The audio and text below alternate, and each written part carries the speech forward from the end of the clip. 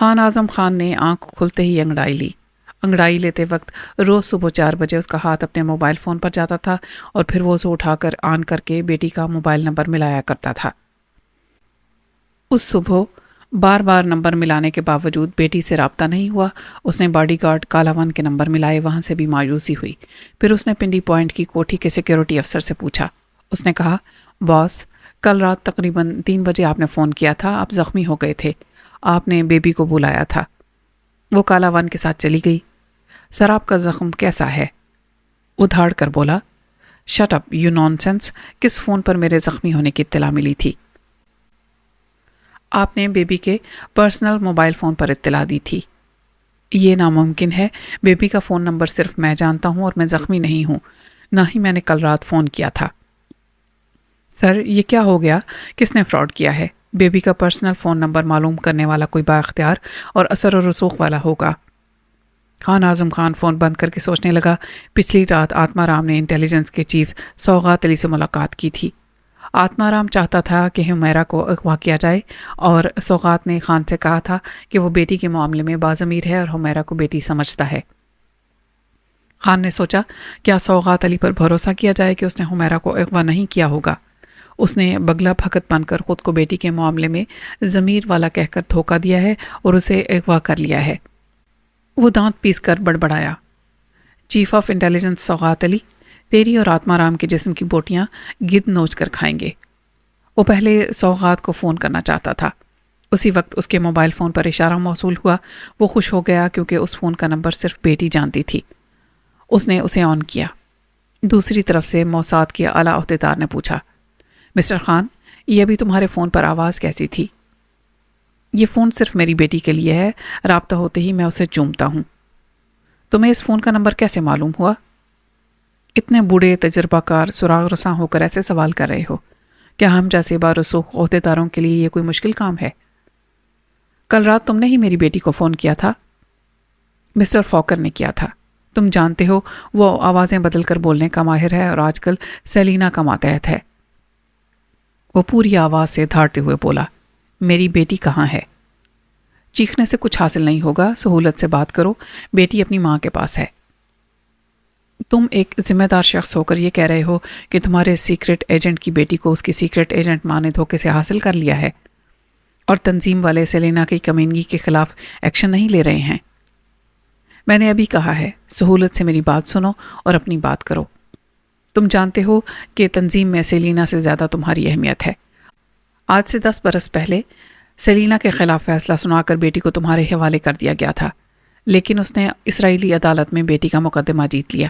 عدالت کا فیصلہ ہے کہ حمیرہ کو ایک یہودی ماں نے اسرائیل میں جنم دیا، اس لیے بیٹی ماں کے پاس رہے گی۔ ماں بدچلن ہو تو بیٹی اپنے باپ کے پاس رہتی ہے۔ غیر ممالک میں سیکرٹ ایجنٹ کے فرائض انجام دینے والی عورتیں کئی ممالک میں سرکاری طور پر قابل عزت ہوتی ہیں۔ پھر سیلینا کو بدچلن کہو گے تو تم بھی اس کی بدچلنی میں برابر کے شریک رہے ہو، لہٰذا تم سیلینا کے کردار پر کیچڑ نہ اچھالو۔ کیا میں سمجھ لوں کہ تنظیم والے بھی سیلینا کی حمایت کر رہے ہیں اور اس طرح میری بیٹی کو ماں کے حوالے کر رہے ہیں جس نے 10 برس تک کبھی اپنی بیٹی کی خیریت تک معلوم نہیں کی؟ ہم عدالت کے فیصلے کے خلاف کیا کر سکتے تھے اور تم ہم سے کیا توقع رکھتے ہو؟ میں صرف اپنی بیٹی اپنی تحویل میں چاہتا ہوں۔ تم ہماری ملکی عدالت کے فیصلے کے خلاف بول رہے ہو تو پھر سنو، یہ پاکستان ہے، یہ تمہاری عدالت نہیں۔ اگر 1 گھنٹے کے اندر میری بیٹی مجھے نہ ملی تو میں یہاں مذہب اور نام بدلنے والے ایک یہودی کو بے نقاب کر دوں گا، اور سیلینا میری بیٹی کو لے کر پاکستان کا بارڈر پار کرنا چاہے گی تو اپنی زندگی کے بارڈر کے پار چلی جائے گی۔ یہ تو ہم پہلے سے ہی جانتے ہیں کہ تم کیسے کیسے چیلنج کرو گے۔ ہزاروں چیلنج کے جواب میں صرف ایک وارننگ ہے، ہمارے کسی بھی یہودی کو نقصان پہنچا تو تمہیں تمہاری بیٹی کبھی زندہ نہیں ملے گی۔ اس نے غراتے ہوئے کہا، تو یہ ہے تمہاری تنظیم کے ساتھ وفاداری کا انجام۔ تمہارے ہاں انسانیت اور انصاف نام کی کوئی چیز نہیں ہے۔ ہم خود کو زندہ اور سربلند رکھنے کے لیے وقت کے ساتھ بدلتے رہتے ہیں۔ تم بوڑھے ہو چکے ہو اور یہ کہہ چکے ہو کہ پاکستان میں 2-4 برس گاڈ فادر کے فرائض انجام دینے کے بعد ریٹائرڈ ہو جاؤ گے اور بیٹی کے ساتھ پاکستان میں ہی رہو گے۔ تمہارے بوڑھے سینے میں ہمارے بہت سے راز دفن ہیں۔ ہمارا نیک مشورہ ہے کہ بیٹی کے ساتھ تم بھی اسرائیل میں آ کر اپنی طبعی عمر گزارو. پاکستان میں رہو گے تو ہم تمہیں وہاں اپنے رازوں کا امین نہیں رہنے دیں گے. کسی بھی وقت کہیں سے ایک اندھی گولی آئے گی اور تم اپنی عمر سے پہلے ہی اس دنیا کو چھوڑ دو گے. اتنی لمبی باتوں سے خان نہیں مرے گا. صرف ایک بات خان نے جو کہہ دی وہ پتھر کی لکیر ہے. 1 گھنٹے کے اندر مجھے میری بیٹی مل جائے. بوڑھے خان، اگر تمہیں 1 گھنٹے کے اندر اندر بیٹی نہ ملی تو سمجھ لینا کہ تمہارے اور سیلینا کے بوڑھے خون کی جگہ ہماری تنظیم کو حمیرہ کا جوان خون مل رہا ہے اور وہ سیکرٹ ایجنٹ کی تربیت حاصل کر رہی ہے. وہ غصے میں پھٹ پڑا، گالیاں اور دھمکیاں دینے لگا، لیکن دوسری طرف سے فون بند کر دیا گیا تھا. اس نے اپنے فون کو دیوار پر دے مارا. اپنے بیڈ روم کے سامان کو اٹھا اٹھا کر پھینکنے اور توڑنے لگا. اس کے 3 کالے دوڑتے ہوئے آئے، پھر دروازے پر رک کر اپنے آقا کو سوالیہ نظروں سے دیکھنے لگے. انہوں نے پہلے کبھی اپنے آقا کو اس جنونی انداز میں نہیں دیکھا تھا. ان میں اتنا حوصلہ نہیں تھا کہ اسے چیزوں کو توڑنے سے باز رکھتے. پھر بھی ایک نے ذرا جرت سے کام لیتے ہوئے کہا، آقا، صبر، حوصلہ، تحمل. فون کی گھنٹی بجنے لگی. اعظم خان رک گیا، گھور کے فون کو دیکھنے لگا. غصہ کہہ رہا تھا کہ اس ٹیلی فون کو بھی ٹھوکر مار دے. عقل نے کہا شاید بیٹی کا کوئی سراغ مل جائے. اس نے ریسیور اٹھا کر گرجتے ہوئے پوچھا، کون ہے؟ میں ہوں، تمہاری بیٹی تک تمہیں پہنچانے والا. کیا تم جانتے ہو کہ وہ کہاں ہے؟ ابھی نہیں جانتا، مگر وہ جہاں بھی ہوگی ہم پہنچ جائیں گے. تم کون ہو؟ تیسرا پراسرار ہاتھ. تم آخر ہو کون؟ تمہیں میری بیٹی کے اغوا کا علم کیسے ہوا؟ تم غصے اور جنون میں ہو، ذہانت سے سمجھ نہیں پاؤ گے. مختصر سی بات یہ ہے کہ میں بہت وسیع ذرائع کا مالک ہوں. میں نے ابھی فون پر ہونے والی گفتگو سنی ہے. بیٹی کا معاملہ ہے، وقت برباد نہ کرو. میں نے افغانستان، ایران، تاجکستان اور ہندوستان کی سرحدوں پر اپنے آدمیوں کو الرٹ کر دیا ہے. خواہ کتنے ہی چالاک مجرم ہوں، وہ سرحد پار کرتے وقت میری گرفت میں آ جائیں گے. اب میں جو کہتا ہوں اس پر فوراً عمل کرو. انشاءاللہ ہم چند گھنٹوں کے بعد سیلینا اور حمیرہ تک پہنچ جائیں گے. خان اعظم خان ریسیور کان سے لگا کر توجہ سے صداقت علی کی باتیں سننے لگا. پھر حیرانی سے بولا، مائی گاڈ، ایسی زبردست چال! تم ہو کون؟ تم یقین نہیں کرو گے. اپنی بیٹی حاصل کر لو گے تب یقین کرو گے کہ ایک مردہ ہوں اور قبر سے بول رہا ہوں. دوسری طرف سے فون بند کر دیا گیا. غصہ جنون کی حد تک آئے تو ہیجان میں مبتلا کر دیتا ہے. انسان کو کوئی کام کی بات سوچنے کے قابل ہی نہیں رہنے دیتا. خان اعظم خان بڑا باکمال تھا. انتہائی غصے کی حالت میں بھی خود پر قابو رکھتا تھا اور یوں اپنے بدترین حالات سے نمٹ لیا کرتا تھا. دشمن اسے ذہنی مریض بنانے میں ناکام رہا کرتے تھے، لیکن اپنی بیٹی کے لیے اس کی محبت اور غیرت بے حد اور بے حساب تھی. اس کے اغوا ہونے پر اسے زندگی میں پہلی بار ایسا غصہ آ رہا تھا جسے برداشت نہیں کر پا رہا تھا. شاید غصے میں پاگل ہو جاتا. ایسے ہی وقت صداقت علی نے اسے فون پر کہا کہ وہ اسے اس کی بیٹی تک پہنچا سکتا ہے. صداقت علی کے 2 مختلف روپ تھے. یہ مشہور تھا کہ وہ مر چکا ہے، اس لیے اس کا پہلا روپ انٹیلیجنس کے چیف افسر سوغات علی کا تھا. دوسرا روپ قیاس آرائی پر مبنی تھا کہ کوئی تیسرا ہاتھ ہے جو 2 گاڈ فادرز اور ڈاکوں کی سرپرستی کرنے والے رب راکھن کو ایک دوسرے سے لڑاتا آ رہا ہے، اور اس کے نتیجے میں ایک گاڈ فادر مر چکا ہے. بہرحال خان اعظم خان اپنی معلومات کے حوالے سے صداقت علی کو مردہ سمجھ رہا تھا اور اسی صداقت علی کو تیسرا پراسرار ہاتھ کہتا تھا. جب صداقت علی نے خان اعظم خان کو اس کی بیٹی حمیرہ کی واپسی کا یقین دلایا تو اس نے پوچھا، تم کون ہو؟ تیسرا پراسرار ہاتھ. اس نے مزید گفتگو میں یہ کہا تھا کہ خواہ مجرم کتنے ہی چالاک ہوں، وہ سرحد پار کرتے ہوئے میری گرفت میں آ جائیں گے. اب میں جو کہتا ہوں اس پر فوراً عمل کرو. انشاءاللہ ہم چند گھنٹوں کے بعد سیلینا اور حمیرہ تک پہنچ جائیں گے. میرے سوالات کے جواب دو. فون پر تمہاری ہونے والی گفتگو سے اندازہ ہوا کہ تم موساد کے کسی بڑے افسر سے باتیں کر رہے تھے. مجھے بتاؤ کہ وہ کون ہے اور اسلام آباد میں کس حیثیت سے رہتا ہے. وہ امریکی سفارت خانے کا کارکن ہے.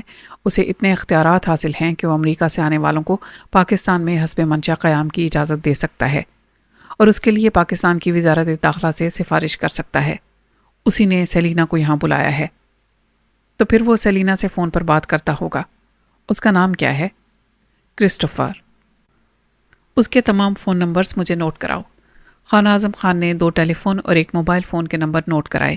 پھر کہا، تم نے ابھی کہا تھا کہ میں غصہ برداشت کر کے بڑی سہولت سے بیٹی کو واپس لا سکتا ہوں. مجھے بتاؤ کیسے لا سکتا ہوں؟ اپنے دماغ پر زور دو، ذرا غور کرو، وہ آدھی رات کے بعد اغوا کی گئی ہے۔ ایسے وقت اسلام آباد اور اس کے مضافاتی علاقوں میں اکثر فوجی گاڑیاں گشت کرتی رہتی ہیں۔ ایسے وقت اغوا کرنے والے حمیرہ کو کسی مضافاتی بستی میں لے گئے ہوں گے، یعنی تمہاری بیٹی تم سے زیادہ دور نہیں ہے۔ وہ قائل ہو کر بولا، بے شک میری بیٹی اسی شہر کے قریب ہے۔ او خدایا، وہ کہاں ہوگی؟ تمہارے جیسا ذہین سیکرٹ ایجنٹ ابھی تک سوچنے کے قابل نہیں ہو سکا۔ تمہارے دماغ میں اب تک غصے کا اثر ہے، ورنہ آسان سی بات ہے، تم بیٹی کی حفاظت کے لیے صرف مسلح کالے نہیں رکھتے ہو، خونخوار کتے بھی رکھتے ہو۔ کیا وہ کتے اپنے مالکہ حمیرہ کی بو نہیں پہچانتے ہوں گے؟ خان خوشی سے اچھل پڑا۔ براوو مسٹر، تم نے اپنا نام نہیں بتایا، مگر بہت کام کی بات یاد دلائی ہے۔ رات کو حمیرہ کے بنگلے کے احاطے میں 2 خونخوار کتے کھلے چھوڑ دیے جاتے ہیں۔ میں ان کتوں کو اپنی گاڑی میں مضافاتی بستیوں کی طرف لے جاؤں گا تو کتے حمیرہ کی بو پاتے رہیں گے۔ میں سمجھ گیا، میں ابھی جا رہا ہوں۔ ذرا 1 منٹ، تم نے اس یہودی کرسٹوفر کے 3 فون نمبر دیے ہیں، ان میں سے ایک نمبر آپ پارا کا ہے۔ اس کا مطلب ہے کہ کرسٹوفر اسلام آباد کے علاوہ آپ پارا میں بھی رہتا ہے یا وہاں اس نے کوئی بنگلہ خرید رکھا ہے۔ تم پہلے وہاں جاؤ، کتے تمہاری رہنمائی کریں گے کہ حمیرہ کس بنگلے میں ہے، لیکن 15 منٹ کے بعد نکلو۔ میں تم سے پہلے آپ پارا میں موجود رہنا چاہتا ہوں۔ واقعی تم نے بڑی سہولت سے بیٹی کو حاصل کرنے کی راہ دکھائی ہے۔ شدید غصے کے باعث اتنی آسان سی تدبیر میرے ذہن میں نہیں آ رہی تھی۔ مائی گاڈ، ایسی زبردست چال! تم ہو کون؟ تم یقین نہیں کرو گے، اپنی بیٹی حاصل کر لو گے تب یقین کرو گے کہ ایک مردہ ہوں اور قبر سے بول رہا ہوں۔ فون بند کر دیا گیا تھا۔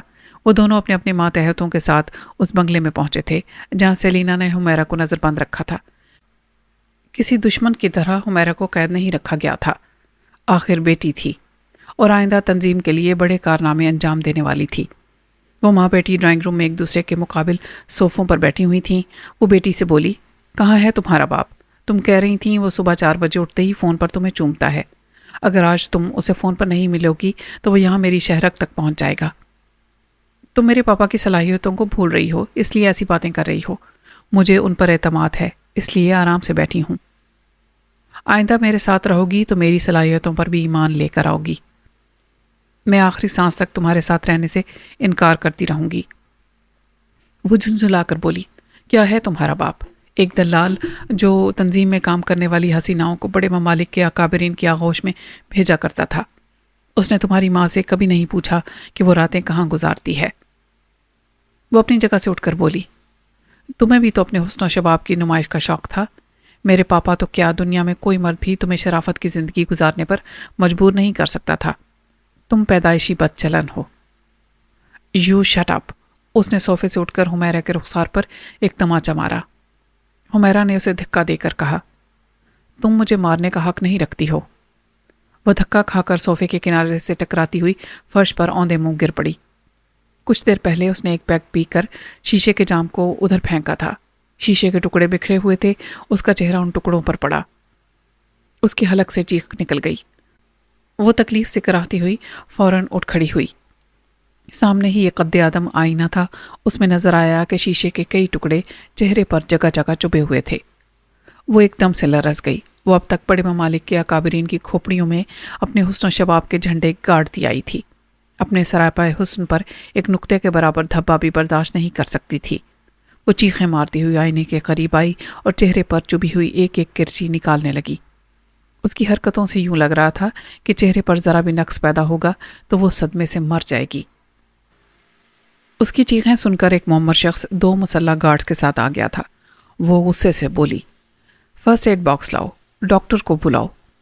کانچ کے چھوٹے چھوٹے ریزے چہرے کی ملائم جلد سے نکالتے وقت تکلیف ہو رہی تھی، لیکن اس تکلیف سے زیادہ یہ خیال تکلیف پہنچا رہا تھا کہ شاید چہرے کے وہ زخم کبھی نہیں بھریں گے، اور اگر بھر گئے تو داغ رہ جائیں گے۔ وہ معمر شخص فرسٹ ایڈ باکس لے آیا تھا۔ سیلینا اس میں سے درد کم کرنے والی اور زخم بھرنے والی اور مندمل کرنے والی گولیاں اور کیپسول نکال کر کھانے لگی، زخموں پر مرہم لگانے لگی۔ حمیرہ صوفے پر بیٹھ گئی، اسے ناگواری سے دیکھ کر بولی، چہرے کے زخم بھر تو جاتے ہیں مگر داغ ہمیشہ کے لیے رہ جاتے ہیں۔ او یو شٹ اپ! میرا حسن میری زندگی ہے، میرا اوڑھنا بچھونا ہے، اس کے بغیر میں زندہ رہنے کا تصور بھی نہیں کر سکتی۔ اگر میرے چہرے پر ذرا سا بھی داغ رہے گا تو میں تمہیں زندہ نہیں چھوڑوں گی۔ میں تمہیں ماں نہیں کہتی۔ اس کے باوجود میں نے تھپڑ کے جواب میں تھپڑ نہیں مارا، ذرا سا دھکا دیا۔ آئندہ جب بھی آئینہ دیکھو گی تو اس دھکے کو یاد کرو گی۔ باہر سے گیٹ کے دربان نے انٹرکام پر اطلاع دی، ڈاکٹر آ گیا ہے، احاطے میں سے کتوں کو ہٹانا ہوگا۔ محمد شخص نے کتوں کے ٹرینر کو بلایا اور کہا کہ تمام کتوں کو پنجرے میں لے جاؤ، ڈاکٹر آ رہا ہے۔ اس کے واپس جانے کے بعد کتوں کو پھر سے باہر لے آنا۔ وہ چلا گیا۔ باہر کتوں کے بھونکنے کی آوازیں آتی رہیں، پھر خاموشی چھا گئی۔ باہر سے ایک ملازم نے دروازہ کھول کر ڈاکٹر کو اندر آنے کے لیے کہا۔ سیلینا نے اپنا منہ دوسری طرف پھیر لیا۔ وہ میک اپ کے بغیر کبھی کسی کے سامنے نہیں آتی تھی۔ ملازموں کو بھی اس کے سامنے آنے کی اجازت نہیں تھی، لیکن علاج کے لیے ڈاکٹر کو زخم دکھانا ضروری تھا۔ وہ زخموں کا معائنہ کرتے ہوئے بولا، ایک آدھ زخم گہرا ہے، کانچ اندر تک گھس گئی تھی۔ سیلینا نے پوچھا، زخم جلدی بھر جائیں گے نا؟ ہاں، بھرنا چاہیے، لیکن جو زخم گہرا ہے اس میں کانچ کے ریزے ہو سکتے ہیں۔ زخم بھر نہیں سکتا، بڑھ سکتا ہے۔ آپ کسی بڑے سرجن سے رجوع کر سکتی ہیں۔ اس نے زخم صاف کر کے مرہم پٹی کر دی۔ اس وقت کتوں کے بھونکنے کی آوازیں سنائی دے رہی تھیں۔ محمد شخص نے کہا، میں نے کہا تھا کہ ڈاکٹر کے واپس جانے کے بعد کتوں کو پنجرے سے نکالا جائے، لیکن بات پوری ہونے سے پہلے ہی کتے بھونکتے ہوئے ڈرائنگ روم میں داخل ہوئے، پھر دوڑتے ہوئے حمیرہ کے پاس آ کر اسے سونگھنے لگے، اس کے زانوں پر سر رکھنے لگے۔ ایک کتا اس کے قدموں میں بیٹھ گیا اور اس کے پیروں کو چاٹنے لگا۔ حمیرہ خوشی سے کھل گئی تھی۔ اس نے کہا، میڈم، ان بے زبانوں کی آمد بتا رہی ہے کہ میرے پاپا موت کا فرشتہ بن کر آ گئے ہیں۔ یہ سنتے ہی محمد شخص وہاں سے بھاگتا ہوا بنگلے کے اندرونی حصے کی طرف جانے لگا۔ حمیرہ کے اشارے پر کتوں نے مسلح گارڈز پر چھلانگ لگا دی۔ ان کے ہتھیار ان کے ہاتھوں سے گر گئے۔ کتے تیز دانتوں سے انہیں بھنبوڑنے لگے۔ وہ بھاگنا چاہتے تھے لیکن انہیں بھاگنے کا موقع نہیں مل رہا تھا۔ سلینا نے دروازے پر خان اعظم خان کو دیکھا تو جیسے اس کا خون خشک ہو گیا۔ حمیرہ دوڑتی ہوئی آ کر باپ کے سینے پر سر رکھ کر رونے لگی۔ باپ نے اسے تھپکتے ہوئے کہا، آنسو پونچھ لو، یہاں سے اسلام آباد تک جتنے یہودی ہیں وہ خون کے آنسو روئیں گے، اور یہ جو تمہیں یہودیوں کی جائیداد بنانے آئی ہے ایک خارش زدہ کتیا کی طرح تڑپ تڑپ کر مرے گی۔ نو پاپا، اس کی سزا یہ ہے کہ یہ بدصورت بن کر زندگی گزارے۔ اسے قدرتی طور پر ابھی سزا ملی ہے۔ شیشے کی کرچیاں اس کے چہرے کو زخمی کر چکی ہیں۔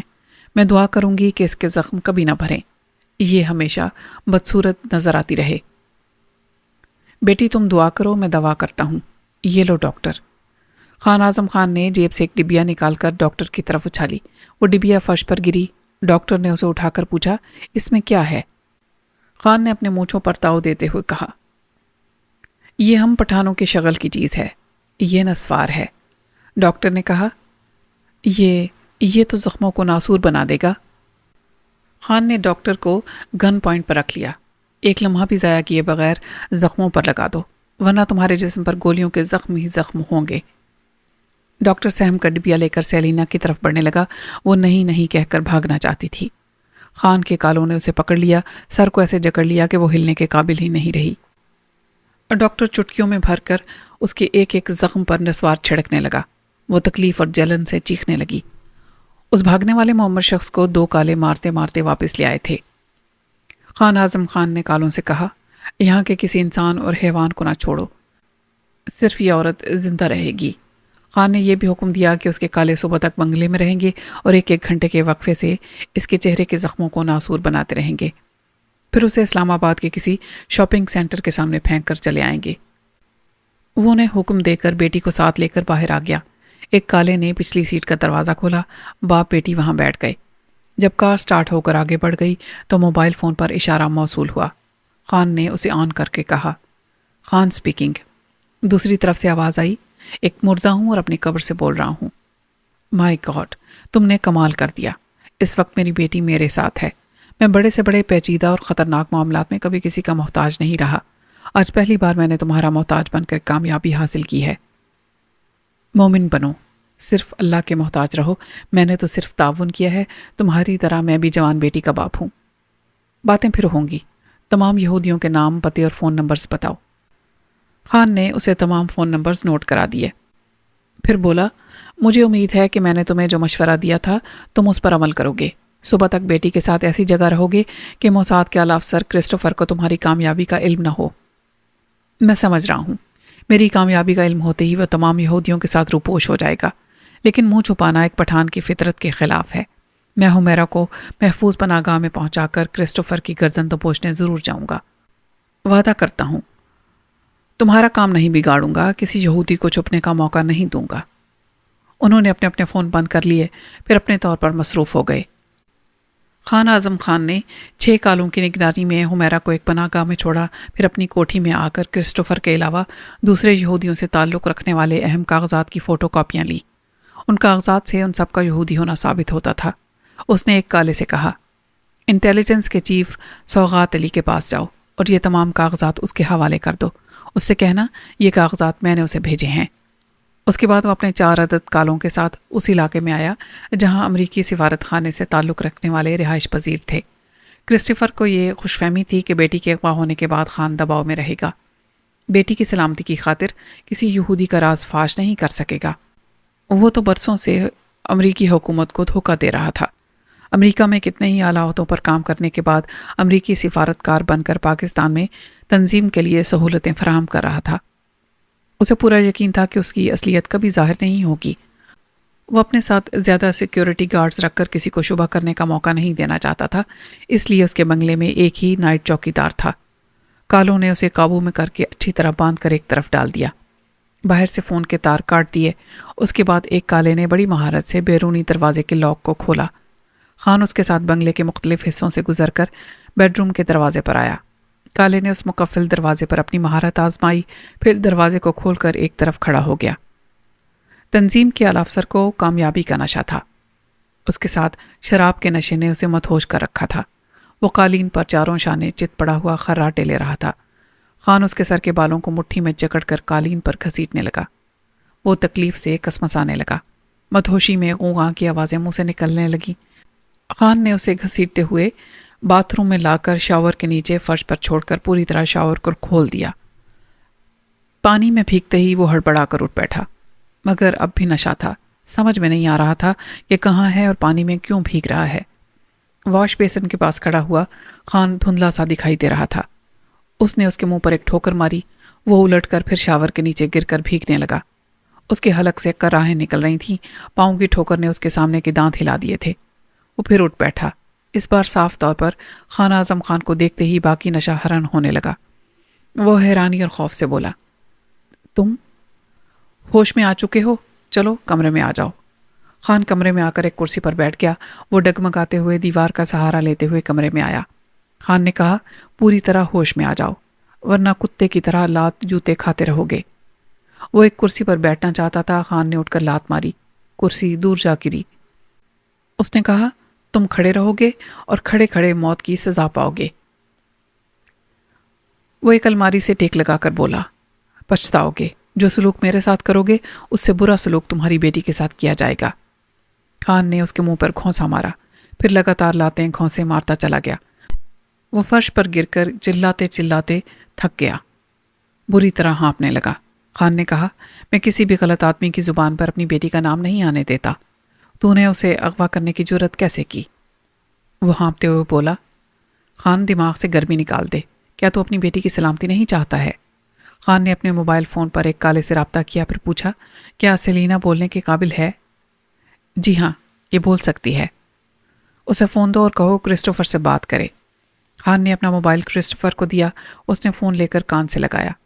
سیلینا کہہ رہی تھی، hello hello Christopher, for God sake مجھے ان ظالموں سے بچاؤ۔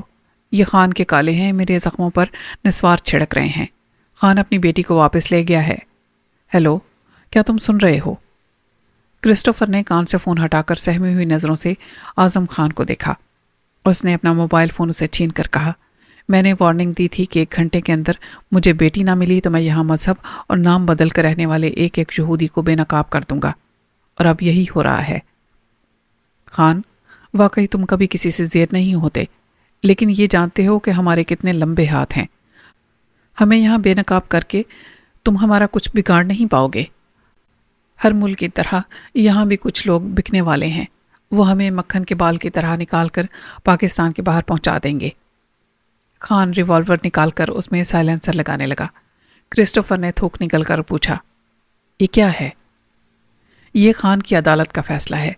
تمہارے جیسے وسیع ذرائع رکھنے والے کو اپنے بچاؤ کا موقع نہ دیا جائے۔ تم بہت بڑی غلطی کر رہے ہو۔ تم مجھے مارو گے، لیکن میں یہاں ایک امریکی ایسائی ہوں، یہودی نہیں ہوں۔ پاکستان امریکہ کے سفارتی تعلقات خراب ہو جائیں گے۔ خان نے کہا، تنظیم کے ٹاپ سیکرٹ ریکارڈ روم میں ہم سب کی پوری ہسٹری ہے۔ میں نے کمپیوٹر ڈسک کے ذریعے تمام یہودیوں کی ہسٹری شیٹ تصاویر کے ساتھ چرائی تھی۔ ان سب کی فوٹو اسٹیٹ کاپیاں انٹیلیجنس کے چیف سوغات علی کے پاس پہنچ گئی ہیں۔ تمہاری موت کے بعد تمہاری اصلیت ظاہر ہو جائے گی۔ چلو کھڑے ہو جاؤ۔ وہ زندگی کی بھیک مانگنے لگا۔ برادر، کوئی سودا کر لو۔ بولو، مجھے زندہ چھوڑنے کی کیا قیمت لوگے؟ نقدی کے علاوہ دوسرے مطالبات بھی منوا سکتے ہو۔ نہ میں نقدی لوں گا، نہ ہی میرا کوئی مطالبہ ہے۔ میں تمہیں قتل کرنے کے ارادے سے نہیں آیا ہوں۔ میں چاہتا ہوں کہ زندہ رہ کر میرے خلاف بیان دو، تاکہ تنظیم والوں کو یقین ہو جائے کہ خان جس ملک کی زمین پر بیٹی کے ساتھ رہتا ہے وہاں ایک بھی یہودی قدم نہیں رکھے گا۔ چلو فوراً کھڑے ہو جاؤ۔ وہ اٹھ کر کھڑا ہو گیا۔ خان نے فوراً ہی نشانہ لے کر اس کے ایک گھٹنے میں گولی ماری۔ وہ حلق کے بل چیختا ہوا فرش پر گرا۔ خان نے کہا، تم زندہ رہو گے، مگر کبھی اپنے پیروں پر کھڑے نہیں ہو پاؤ گے۔ اس نے دوسری گولی دوسرے گھٹنے میں ماری۔ وہ چیخیں مارتے ہوئے تڑپنے لگا۔ دونوں گھٹنوں کی ہڈیاں ٹوٹ گئی تھیں۔ تکلیف کی شدت سے بے ہوشی طاری ہو رہی تھی۔ اس نے تڑپتے ہوئے فرش پر سے سر اٹھا کر دیکھا۔ کمرے میں کوئی نہیں تھا۔ خان اعظم خان جا چکا تھا۔ گاڈ فادر پیر عظمت اللہ شاہ اسلام آباد میں تھا۔ وہ رب راکھن کو دن میں تارے دکھانے آیا تھا۔ اس کے ساتھ شانی بھی چلی آئی تھی۔ پیر شاہ سلطانی نہیں چاہتا تھا کہ اس کی کوئی بھی اولاد اس کے ساتھ کوٹھی سے باہر آئے۔ اس کے خاندان کا ہر فرد دشمن کے گن پوائنٹ پر تھا۔ کسی وقت بھی کہیں سے کوئی گولی آ کر گھر کے کسی جوان بچے کو ہلاک کر سکتی تھی۔ پیر شاہ سلطانی نے نواسی کو تحریر کے ذریعے سمجھایا تھا کہ وہ اسلام آباد ساتھ نہ چلے، لیکن اس نے جواب دیا، اگر میں اپنے نانا جان کے سائے میں بھی محفوظ نہیں رہ سکی تو پھر کہیں بھی حفاظت اور سلامتی کی ضمانت نہیں ملے گی۔ وہ ضد کر کے ساتھ چلی آئی۔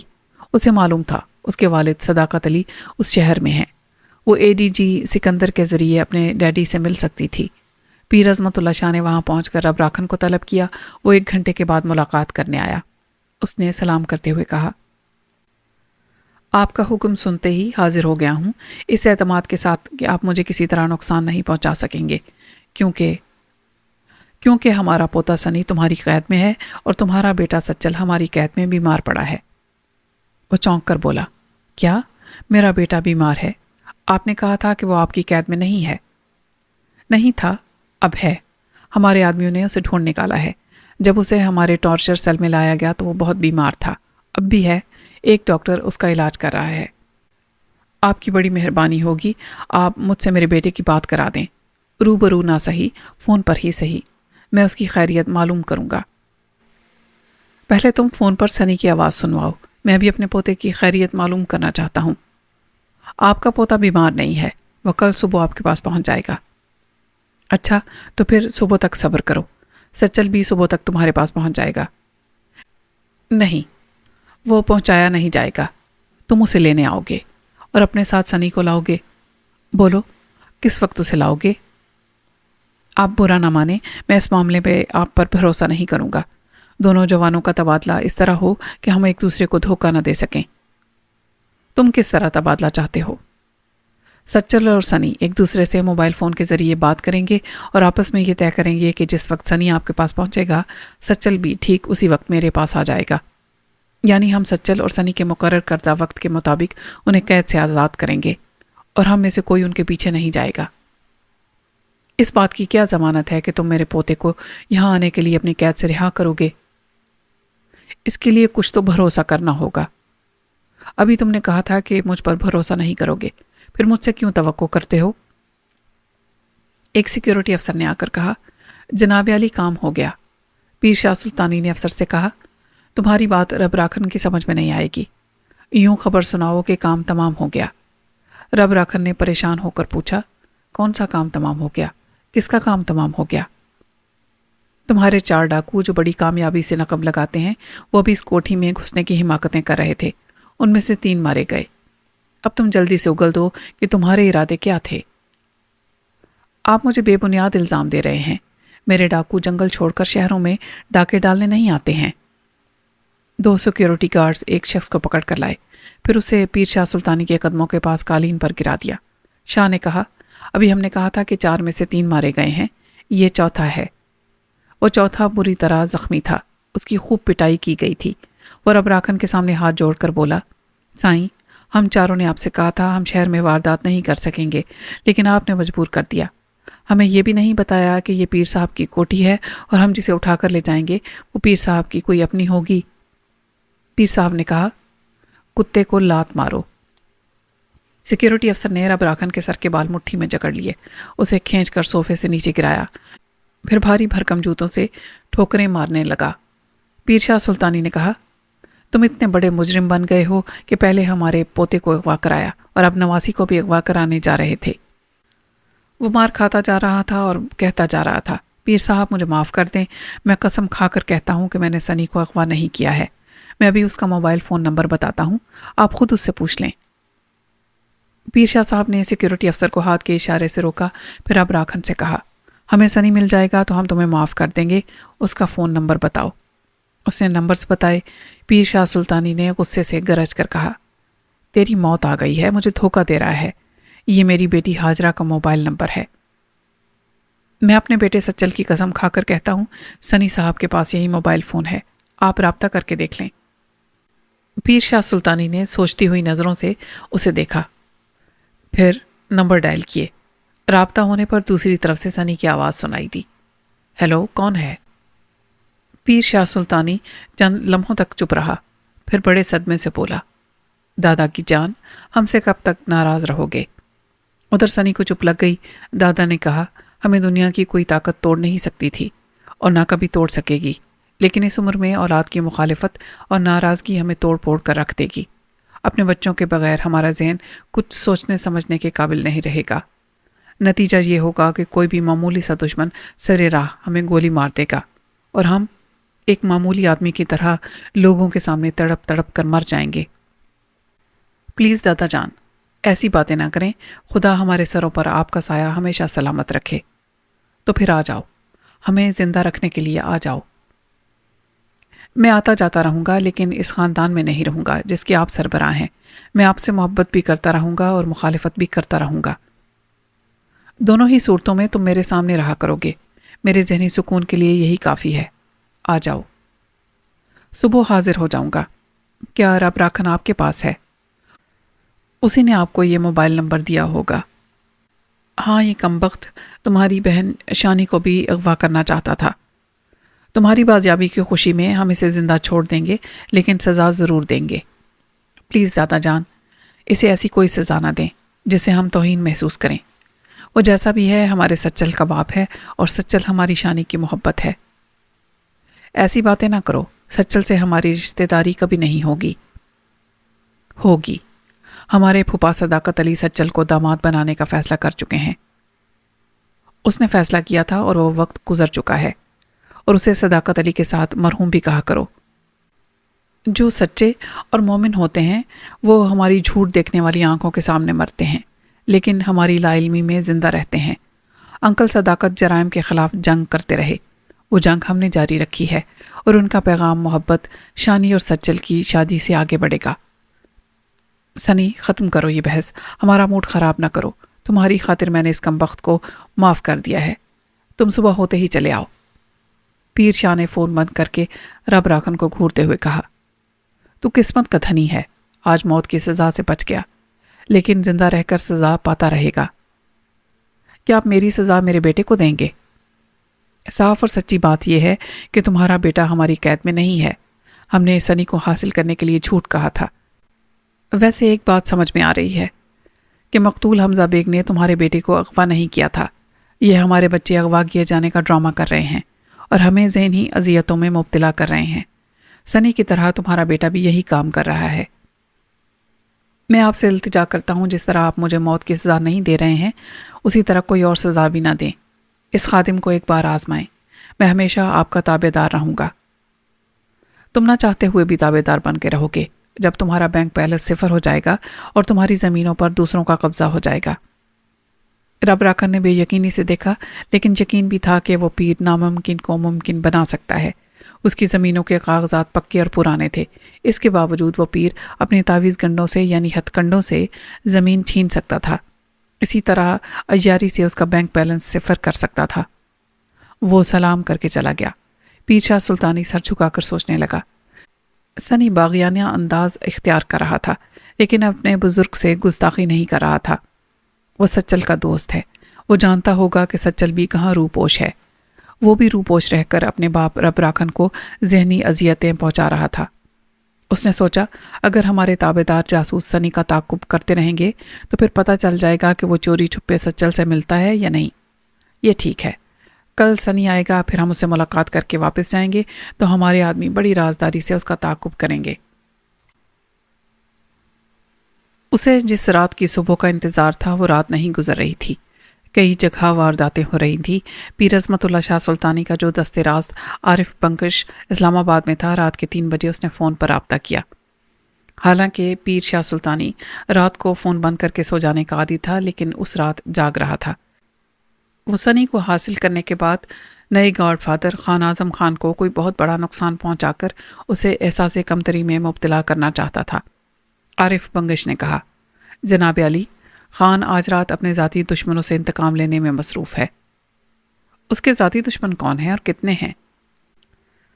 دشمنوں کی تعداد رفتہ رفتہ معلوم ہوگی۔ ویسے یہ معلوم ہوا ہے کہ اس نے ایک امریکی سفارتکار کے دونوں گھٹنوں پر گولی مار کر اسے اپاہج بنا دیا ہے۔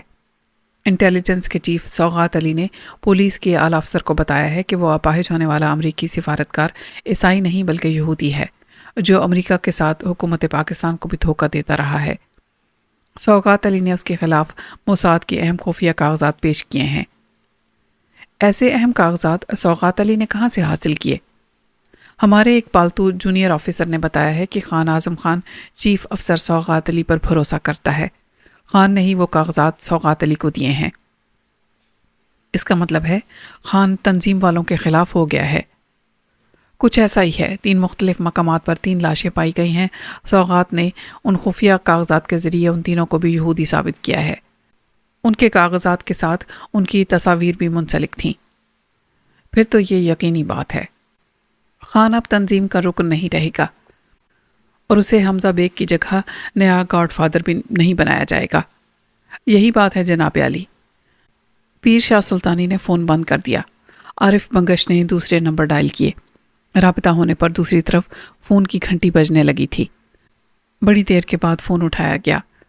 ایک نیند بھری آواز نے پوچھا، کیا مصیبت ہے؟ کون ہے؟ آتما رام، 3 یہودی قتل کر دیے گئے ہیں۔ ان کے سربراہ کرسٹوفر کے دونوں گھٹنوں کی ہڈیاں توڑ کر اسے اپاہج بنا دیا گیا ہے۔ خان اعظم خان پاگل ہو رہا ہے۔ تنظیم کے اہم افسران کے ساتھ بھی یہی سلوک کر سکتا ہے۔ تمہاری خان سے کوئی دشمنی تو نہیں ہے؟ نہیں۔ ہاں، وہ ایسا ہے کہ آج رات وہ اچانک میرے خلاف ہو گیا تھا۔ اس نے میری انسلٹ بھی کی تھی۔ مگر تم کون ہو؟ عارف بنگش تیز رفتاری سے کار ڈرائیو کرتا ہوا ہوٹل شیرٹن کی طرف جا رہا تھا۔ آتما رام اسی ہوٹل سے فون پر بول رہا تھا۔ عارف بنگش نے کہا، مزید گفتگو کرنا فون پر مناسب نہیں ہوگا۔ مجھے کمرے میں بلاؤ یا ہوٹل کے لاؤنج میں آ جاؤ۔ میں 10 منٹ کے بعد وہاں پہنچ رہا ہوں۔ میں تم سے وہیں ملاقات کروں گا۔ آتما رام ریسیور کو کریڈل پر پٹک کر پریشانی سے ٹہلنے لگا۔ اس کی بیوی نے پوچھا، کوئی پریشانی ہے؟ وہ غصے سے بولا، سب سے بڑی پریشانی تو تم ہو۔ میں نے سمجھایا تھا کہ میرے ساتھ پاکستان نہ آؤ۔ میں خطرات سے کھیلتا رہتا ہوں، مگر تم اپنے ساتھ جوان بیٹے کو بھی لے آئیں۔ وہ ادھر بازو والے کمرے میں ہے۔ پھر بیٹے اور داماد کو بھی ہنی مون کے لیے یہاں لے آئے ہیں۔ وہ ادھر بازو والے کمرے میں ہیں۔ جو دشمن یہ معلوم کر سکتے ہیں کہ میں ہوٹل کے کس کمرے میں ہوں، انہیں میرے بیٹے، بیٹی اور داماد کے بارے میں بھی بہت کچھ معلوم ہوگا۔ اس نے ریسیور اٹھا کر ایک نمبر ڈائل کر کے کاؤنٹر پر کہا، میرے ایک مہمان ملاقاتی آ رہے ہیں، اسے نیچے لاؤنج میں بیٹھنے کے لیے کہہ دیں۔ تھینکس۔ اس نے ریسیور رکھ دیا۔ بیوی نے کہا، آپ بھول رہے ہیں، آپ نے کہا تھا کہ پاکستان میں آپ کے قدم مضبوطی سے جمے ہوئے ہیں۔ یہاں کے حکمرانوں کے چمچے آپ کے اشاروں پر ناچتے ہیں۔ آپ کی باتوں سے میں نے سمجھا کہ کوئی خطرہ نہیں ہے، اس لیے بچوں کو ساتھ لے آئی۔ آتما رام نمبر ڈائل کر رہا تھا۔ رابطہ ہونے پر ریسیور کو کان سے لگا کر بولا، میں ہوں آتما رام، اپنے صاحب کو میرا نام بتاؤ، وہ نیند سے جاگنے پر ناراض نہیں ہوں گے۔ وہ ماؤتھ پیس پر ہاتھ رکھ کر بیوی سے بولا، زیادہ پریشان ہونے کی ضرورت نہیں ہے، جاؤ بیٹے اور بیٹی اور داماد کو جگا دو، میں کسی پر آنچ نہیں آنے دوں گا، پھر بھی محتاط رہنا چاہیے۔ وہ کمرے سے باہر چلی گئی۔ آتما رام نے کہا، ہاں جی توقیر احمد صاحب، میں آپ کا ہم پیالہ و ہم نوالا آتما رام بول رہا ہوں۔ آتما رام جی، آپ کا ہر کام دن کی روشنی میں ہو جاتا ہے، پھر رات کے آخری پہر نیند خراب کرنے کی وجہ کیا ہے؟ ایک اجنبی شخص ہوٹل کے لاؤنج میں مجھ سے ملنے آ رہا ہے، میں نہیں جانتا وہ دوست ہے یا دشمن، لیکن اس کے ذریعے معلوم ہوا ہے کہ خان اعظم خان 3 یہودیوں کو قتل کر چکا ہے اور اس کے سربراہ کے گھٹنے توڑ دیے ہیں۔ وہ پاگل خان میرا بھی دشمن ہے، وہ مجھے بھی گولی مار سکتا ہے، اور یہ بھی ہو سکتا ہے کہ یہاں آنے والا اجنبی خان ہی کا آدمی ہو۔ ہونے دیں آتما رام جی، جب تک ہم آپ کی پشت پر ہیں کوئی بھی آپ کو نقصان نہیں پہنچا سکتا۔ میں ابھی پولیس اور انتظامیہ کو الرٹ کرتا ہوں، آدھے گھنٹے کے اندر وہ آپ کی حفاظت کے لیے وہاں پہنچ جائیں گے۔ آپ واقعی ہم سے دوستی کا حق ادا کرتے رہے ہیں، لیکن آپ ہمارے لیے کچھ زیادہ نہیں کرتے ہیں۔ آپ حکم کریں، آپ کے لندن کے بینک اکاؤنٹ میں پہلے سے زیادہ رقم جمع کرا دی جائے گی۔ وہ تو آپ کریں گے، لیکن مادھوری ڈکشت کی فلمیں دیکھ دیکھ کر پاگل ہو رہا ہوں، سمجھ گئے نا؟ یہ کون سی بڑی بات ہے توقیر احمد جی، آپ سرکاری دورے پر پاکستان سے باہر جس ملک میں جائیں گے وہاں آپ کو مادھوری پہنچا دی جائے گی۔ جیو آتما رام جی، ہوٹل میں آرام سے رہو، حفاظتی انتظامات ہو رہے ہیں۔ فون بند ہو گیا۔ اس نے پھر دوسرے نمبر پر رابطہ کیا، پھر کہا، جے جگدیش، فیلڈ افسران کے ساتھ جگہ بدل دو، ہو سکتا ہے مجھ پر مصیبت آئے اور مجھے ٹارچر کیا جائے، ایسی حالت میں میں تم لوگوں کے نام اور پتے بتا سکتا ہوں، بہتر ہے کہ مجھے تم لوگوں کی نئی رہائش گاہوں کے پتے معلوم نہ ہوں۔ 3 گھنٹے کے بعد موبائل پر رابطہ کرنا، اگر میں زندہ رہا تو اپنے حالات بتاؤں گا۔ اس نے فون بند کر کے پلٹ کر دیکھا، اس کی بیوی، بیٹی، بیٹا اور داماد کھڑے تھے۔ بیٹی کی آنکھوں میں آنسو تھے، وہ دوڑتی ہوئی آ کر باپ کے سینے سے لگ کر بولی، ابھی آپ فون پر کہہ رہے تھے کہ زندہ رہے تو اپنے حالات کسی کو بتائیں گے۔ نہیں ڈیڈی، میں آپ کو کمرے سے باہر نہیں جانے دوں گی۔ وہ بیٹی کو تھپک کر بولا، گیتا دھیرج رکھو، مجھ پر بھروسہ کرو، میں موم کا بنا ہوا نہیں ہوں، میرے نیچے جانے سے پہلے میری حفاظت کرنے والے وہاں پہنچ چکے ہوں گے۔ وہ روتے ہوئے بولی، بھگوان آپ کو میری بھی عمر دے، یہ کون لوگ ہیں ڈیڈی؟ میں بھارت سے کسی پیر شاہ سلطانی اور خان اعظم خان کا نام سنتی آ رہی ہوں، یہ کیسے درندے ہیں؟ کیا ان لوگوں کے جوان بیٹے اور بیٹیاں نہیں ہیں؟ کیا ان کے جوان بچے ہماری طرح خوفزدہ نہیں ہوتے ہوں گے؟ ایک نوجوان نے کہا، دیدی جہاں خوف ہوگا وہاں خوف کھانے والے بھی ہوں گے، خوف مسلمان اور ہندو نہیں ہوتا، خوف پاکستانی اور بھارتی بھی نہیں ہوتا۔ پیر شاہ سلطانی، خان اعظم خان اور ہمارے ڈیڈی جیسے ایجنٹ خوف کو ایک ملک کی سرحد سے دوسرے ملکوں تک پہنچاتے رہتے ہیں۔ آتما رام نے ڈانٹ کر کہا، جے راج، تم ہمیشہ ہی ایسی بکواس کرتے ہو، میں سمجھ گیا ہوں، میرے بعد تمہیں تنظیم میں چپراسی کی جگہ بھی نہیں ملے گی۔ جے کشن سے سیکھو، یہ ہمارا داماد ہے، لیکن تم سے زیادہ ہماری عزت کرتا ہے۔ آپ دیدی کے پتا جی ہیں، اس لیے جیجا جی آپ کی عزت کرتے ہیں، لیکن آپ کی طرح جرائم کی دنیا میں نہیں رہتے ہیں۔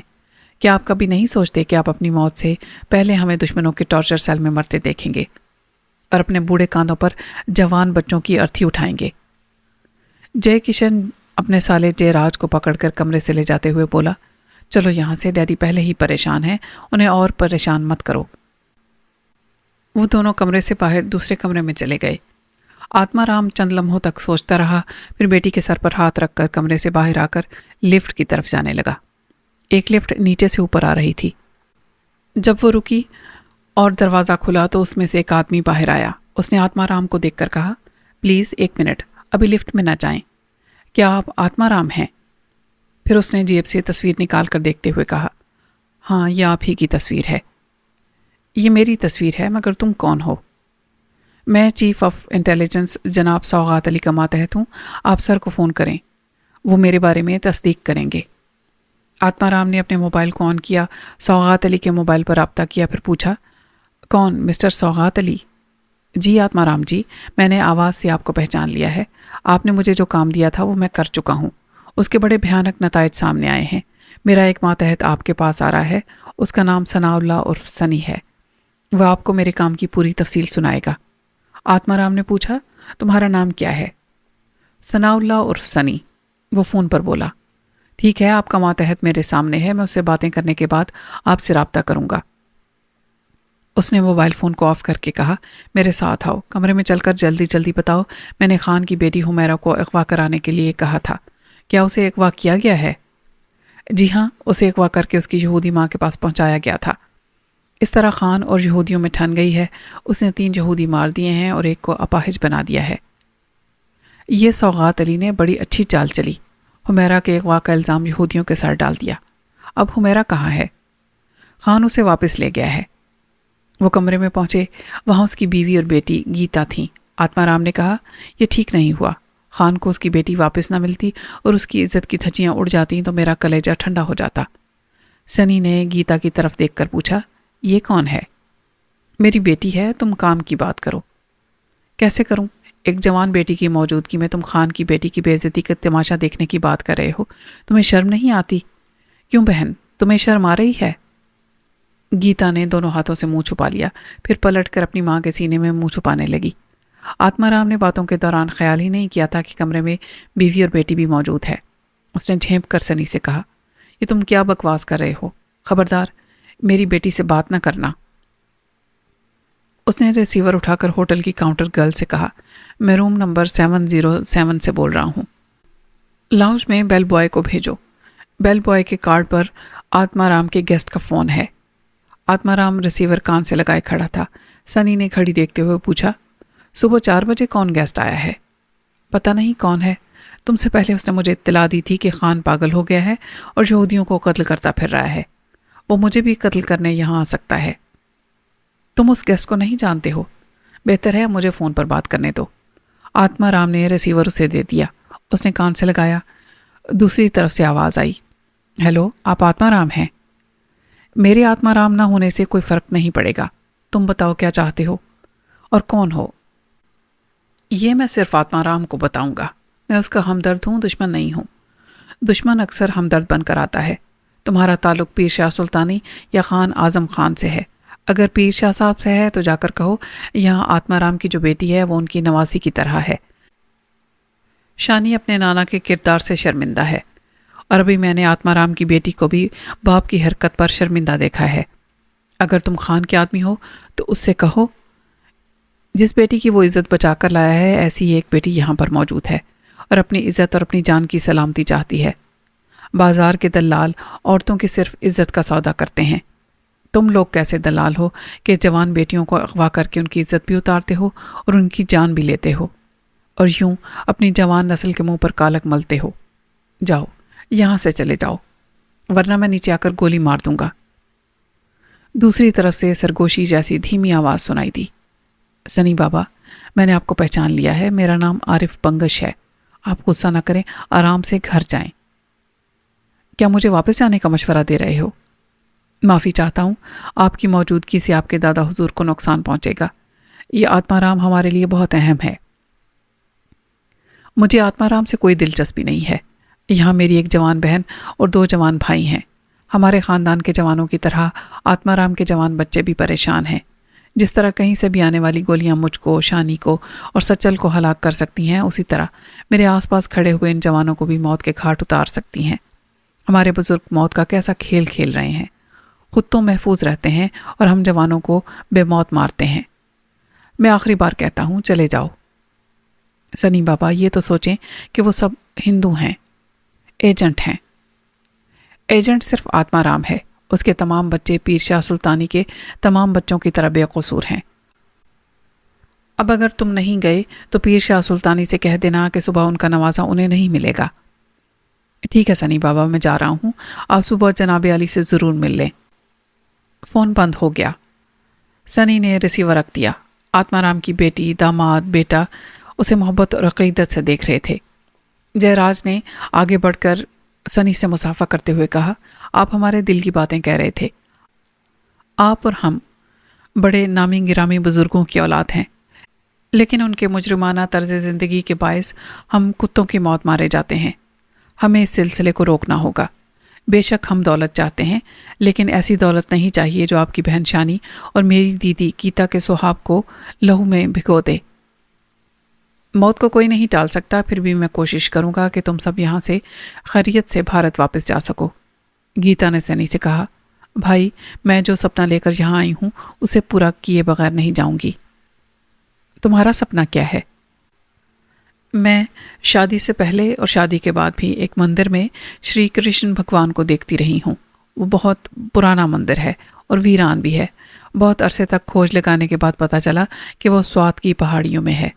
میں اسی جذبے سے آئی ہوں کہ سوات کی ان پہاڑیوں میں جاؤں گی اور اس مندر کو صاف ستھرا کروں گی، اس مورتی کو دودھ سے نہلاؤں گی اور 40 دنوں اور 40 راتوں تک وہاں پوجا کرتی رہوں گی۔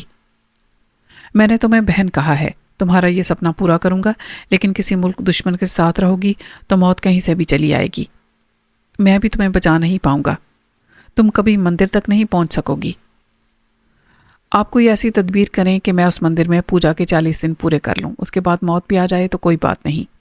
سنی نے آتما رام سے کہا، دیکھو کیسا تضاد ہے، تم ایک ایجنٹ ہو، اپنی چال بازیوں سے ہمارے وطن کو کھوکھلا کرنے آئے ہو، لیکن تمہاری جوان اولاد اپنے دھرم سے اور نیک جذبے سے یہاں آئی ہے۔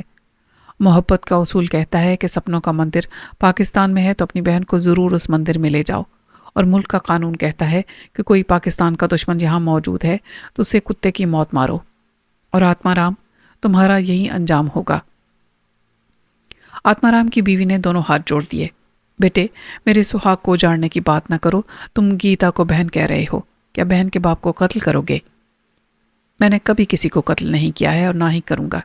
میرے وطن کا یہ دشمن ہمارے قانون اور محافظوں کی نظروں میں ہے، یہ چھپنا بھی چاہے تو چھپ نہیں سکے گا۔ ہمارے قانون کے محافظ ایسے ایماندار اور ایسے فرض شناس ہیں کہ کسی قیمت پر بھی اپنا ضمیر بیچتے نہیں ہیں۔ وہ آتما رام سے بولی، ہم ابھی اس ہوٹل سے جائیں گے اور کسی بھی فلائٹ سے پاکستان کو چھوڑ دیں گے۔ گیتا نے کہا، ماں جی میں اپنا سپنا پورا کیے بغیر یہاں سے نہیں جاؤں گی۔ نہ جاؤ، میں تمہارے پتا جی کو یہاں سے لے جاؤں گی۔ آتما رام نے بیوی سے کہا، تم خام خواہ گھبرا رہی ہو، تمہیں تنظیم کی طاقت کا اندازہ نہیں ہے۔ ہم نے پاکستان میں اپنے لیے فولادی قلعہ بنایا ہے، اس کمرے سے باہر جا کر دیکھو، میرے لیے ایسے حفاظتی انتظامات کیے جا چکے ہیں جیسے کسی ملک کے سربراہ کے لیے کیے جاتے ہیں۔ سنی نے فون کے ذریعے اپنے انکل صداقت علی سے رابطہ کیا، پھر کہا، یہاں میرے ساتھ ایک بھارتی بہن اور 2 بھائی ہیں، ان کے لیے مرگلا کا ریسٹ ہاؤس ریزرو کرا دیں، یہ آتما رام سے الگ رہیں گے۔ آتما رام کو اس بات پر ناز ہے کہ یہاں کے چند بڑے لوگ اس کی جان و مال کی حفاظت کرتے ہیں۔ ایسے وقت یہ بھول جاتا ہے کہ صرف خان اعظم خان ہی اس کے بڑوں کو ایسے قتل کرے گا جیسے پچھلی رات یہودیوں کو قتل کیا ہے۔ جی ہاں میں بھی آ رہا ہوں، اس نے ریسیور رکھ کر جے کشن سے کہا، میں نے تمہاری دھرم پتنی کو بہن کہا ہے اور یہ جے راج میرا بھائی ہے۔ میں نے تم سب کے لیے حفاظتی اور رہائشی انتظامات کیے ہیں، اپنی ماں جی کے ساتھ وہاں جا کر رہو، لیکن آتما رام کے ساتھ رہنا ہے تو پھر میرے حفاظتی انتظامات کام نہیں آئیں گے۔ آتما رام کی بیوی نے کہا، میں اپنے پتی کے ساتھ رہوں گی، ہمیں صرف بچوں کی سلامتی چاہیے، یہ تینوں ہم سے دور رہیں گے۔ گیتا اپنے پتی اور بھائی کے ساتھ سوات جائے گی اور اس مندر میں پوجا کے 40 دن پورے کرے گی۔ گیتا نے ایک خوبصورت سی مہنگی ساڑی پہن رکھی تھی، اس نے سنی کے سامنے آ کر اپنے ساڑی کے آنچل کو ایک ربن کی صورت میں پھاڑا، پھر اسے سنی کی کلائی میں باندھتے ہوئے بولی، یہ رکشا بندھن ہے، اپنے حفاظت کرنے والے بھائی کو یہ راکھی باندھی جاتی ہے۔ آپ نے مجھے بہن کہا ہے، میں بہن بھائی کے رشتے کو اس مقدس بندھن میں باندھ رہی ہوں۔ سنی نے شفقت سے اس کے سر پر ہاتھ رکھا، پھر ان سے رخصت ہو کر کمرے کے دروازے پر آیا، وہاں سے پلٹ کر بولا، انٹیلیجنس کا کوئی افسر تم تینوں کو ریسٹ ہاؤس پہنچانے یہاں آئے گا، جب تک وہ کوڈ ورڈز ادا نہ کرے اس پر بھروسہ نہ کرنا۔ آنے والا کوڈ ورڈز کے طور پر کہے گا، اللہ رکھے راکھی چاند ستارے کو۔ یہ کہہ کر وہ کمرے سے باہر نکل گیا۔ شانی بظاہر اپنی کار میں تنہا تھی، لیکن اس کے آگے پیچھے مسلح گارڈز کی 2 گاڑیاں تھیں۔ گاڈ فادر اور خفیہ ایجنسیوں کے درمیان اتنی دشمنی بڑھ چکی تھی کہ اب کسی بھی دشمن کا کوئی بچہ محفوظ نہیں تھا، کسی کی بھی سلامتی یقینی نہیں تھی، کسی کی بھی بیٹی اغوا کی جا سکتی تھی، کسی کی بھی عزت اور جان مال کو گاڈ فادر یا خفیہ ایجنسیاں بچا نہیں سکتی تھیں۔ اس لیے پیر شاہ سلطانی نے اپنی نواسی کے اطراف اپنی ذاتی فوج لگا دی تھی۔ اس کے باوجود فکر اور پریشانی ذہن پر مسلط رہتی تھی۔ چونکہ وہ خود شاطر تھا، اس لیے مخالفین کی شاطرانہ چالوں سے اولاد کے لیے سہما رہتا تھا۔ سیکیورٹی افسر کو تاکید کی گئی تھی کہ کہیں رکاوٹ یا پریشانی ہو تو فوراً فون کے ذریعے گاڈ فادر کو اطلاع دی جائے۔ ایک شاپنگ سینٹر کے سامنے شانی کی کار رک گئی۔ آگے پیچھے والی 2 گاڑیوں سے مسلح گارڈز اتر کر شاپنگ سینٹر کو چاروں طرف سے گھیرنے لگے۔ 2 گارڈز شانی کے ساتھ اس سینٹر کے اندر جانا چاہتے تھے۔ شانی نے انہیں اشارے سے کہا، سینٹر کے باہر رہو، میرے ساتھ دکانوں میں نہ آؤ۔ وہ سب شاپنگ سینٹر کے اندر مختلف کوریڈورز کے ہر موڑ پر کھڑے ہو گئے۔ شانی ایک بہت بڑے جنرل سٹور پر آئی۔ وہ مختلف کاؤنٹر سے گزرتی ہوئی سٹور کے پچھلے حصے میں گئی۔ اس سٹور کی 3 مختلف سمتوں میں 3 دروازے تھے۔ شانی نے تیسرے دروازے پر آ کر دیکھا، اس کے گارڈ فادر نانا کا ایک گارڈ زخمی اور بے ہوش پڑا تھا۔ وہ تیزی سے چلتی ہوئی باہر آئی۔ سڑک کے کنارے ایک کار کھڑی تھی، اس کا پچھلا دروازہ کھلا ہوا تھا۔ وہ دوڑتی ہوئی آ کر پچھلی سیٹ پر بیٹھ گئی، دروازے کو بند کر لیا۔ پھر وہ کار تیزی سے ایک طرف کو چل پڑی۔ صداقت علی نے صبح شانی کے ذاتی موبائل فون پر رابطہ کیا تھا۔ باپ بیٹی کے درمیان جس طرح فون پر اشاراتی گفتگو ہوتی تھی، اسی طرح باپ نے اسے کہا تھا، سچل ایک دن کی چھٹی لے کر اسلام آباد آیا ہے۔ وہ دن کے 11:30 بجے شاپنگ سینٹر کے سب سے بڑے جنرل سٹور میں چلی آئے اور اس کے پچھلے تیسرے دروازے کے باہر اسے ایک کار کا دروازہ کھلا ملے گا۔ وہ بلا خوف و خطر اس کار میں بیٹھ جائے۔ اس نے بیٹھتے ہی پچھلی سیٹ پر سچل کو دیکھا تو خوشی سے لپٹ گئی۔ وہ جدائی کے دنوں کی تنہائی اور بے چینی کی روداد زبان سے بیان نہیں کر سکتی تھی، اس لیے گلے لگ گئی۔ وہ گونگے اشاروں سے کہنے لگی، میں کراچی سے اسلام آباد یہ سوچ کر آئی تھی کہ یہاں اپنے ڈیڈی سے ملوں گی، پھر ان کے ذریعے تم سے ملاقات کروں گی۔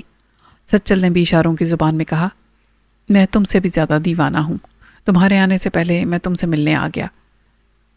کیا تم جانتے تھے کہ میں اسلام آباد میں ہوں؟ نہیں، یہ نہیں جانتا تھا، میں تمہارے ڈیڈی سے ملنے آیا تھا۔ تم مل گئی؟ ٹریننگ سینٹر میں آرام سے تو ہونا۔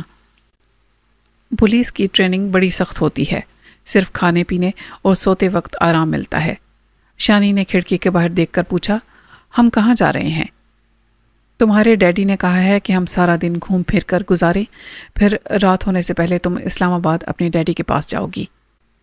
سچل نے اس کے ہاتھ کو تھپک کر کہا، ہم یوں ہی ملتے اور بچھڑتے رہیں گے۔